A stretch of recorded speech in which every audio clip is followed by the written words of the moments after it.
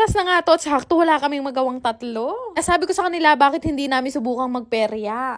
Wala naman akong ibang alam laruin dito sa perya kung hindi itong Chama Mesos na yan.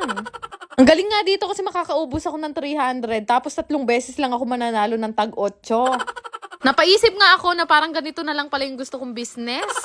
Napakasakit nilang i-shoot sa may gitna. Anak shoot gusto pa mo nila hindi masyadong nakadikit sa guhit. De, charot lang. Mahilig talaga ako maglaro nito sa peryaan. Ay, talaga naman napakasaya ko dati kapag nakakapag-uwi ako ng mga baso. Ayoko kasi nananalo ako ng mga pera sa totoo lang. Mas gusto ko nananalo ako ng mga chichirya. Para sa akin kasi iba yung feeling kapag ka nanalo ka at nakapag-uwi ka ng mga pagkain galing sa perya. Kaya naman kahit gumastos ako dyan ng mga 200 pesos at makukuha ko lang C2, okay na okay sa akin yan. Diyos ko, ibang achievement yan, no? Tula ko nga dito kay Ditche. O sa aming tatlo siya lang yung nananalo. Nakshuta, 20 lang puhunan yan. Doon si Bebo, ngayon lang yan tataya dito sa may kulay-kulay na yan. Abay, nakahakot award. Loko, makibalat ko yata, buldit. Diyan na-enjoy nga sila maglaro dito. Pero ako, Diyos ko, makasimalmal na ako. O trugo, hindi ako nananalo. Naubos na yung 358 ko. Punta nga kami dito sa gilid, kabaku-baku pa mo ng daan. Subukan nga naming 3 mamaril, 20 pesos nga yung bayad dito at meron ka ng 10 bala. Ida ng Ditche, layang aturan. Malabog yan ka ng mata.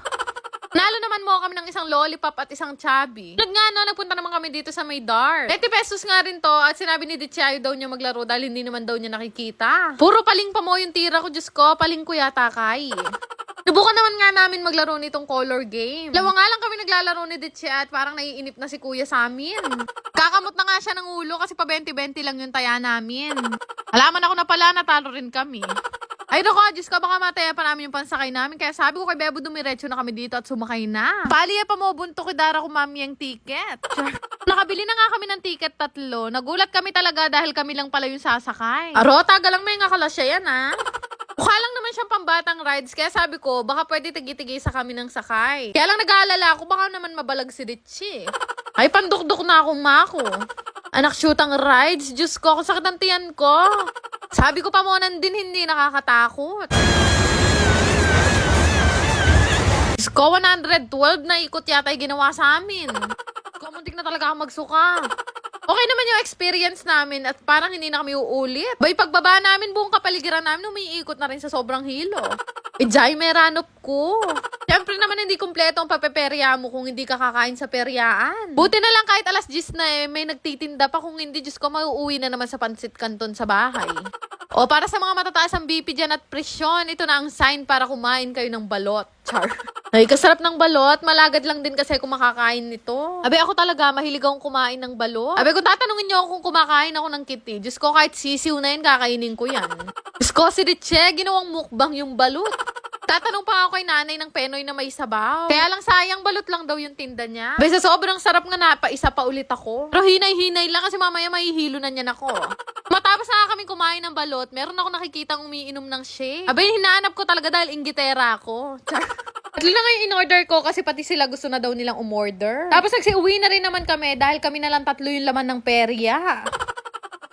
Maglalaro ka lang, kikita ka pa. Kaya naman subukan yung laruin at i-download itong Phoenix game gamit yung link na makikita nyo sa comment section. Mag-register kayo gamit ang inyong mga mobile number, mag-create ng password at ilagay yung OTP na marireceive nyo. Once ma-fill upan yung lahat yan, pwede nyo nang i-click yung register. After nga nun, ito na yung makikita nyo, pero bago ang lahat, kakailanganin ko muna mag-cash in. 100 nga yung minimum at 30,000 naman yung maximum. Grabe, napakadali nga lang mag-cash in dito dahil gagamitin nyo lang naman ay GCash. Noon lang kadali mag-cash in at ilang minuto lang pwedeng-pwede na kayong maglaro. Meron ngang isang laro dito na bagong-bago at ang dali talagang laruin. Sobrang dali lang manalo dito. I-click nyo lang naman yung bet at ikaw ang bahalang mag-decide kung kailan mo siya gustong i-cash out. Rules nga lang dito ay dapat mapindot mo yung cash out habang lumilipad yung racket. Kaya nito, kinash out ko na nga tong sa akin dahil malaki na yung napanalunan ko. Pinyo naman yung binet kong 5,000 kanina, 13,000 na agad. Naloloka nga ako sa ibang mga naglalaro dito. Grabe talaga silang manalo, sobrang lalaki. Kaya naman sinubukan kong ulit laruin at ang galing kasi pabindot-pindot lang ako. Nanalo ulit ako ng 7,500. Pero naku, ayoko nang ilaban yan kaya mag-cash out na tayo. Ay naku, naloka ako ng bongga kasi 5,000 ko kanina naging 20,000.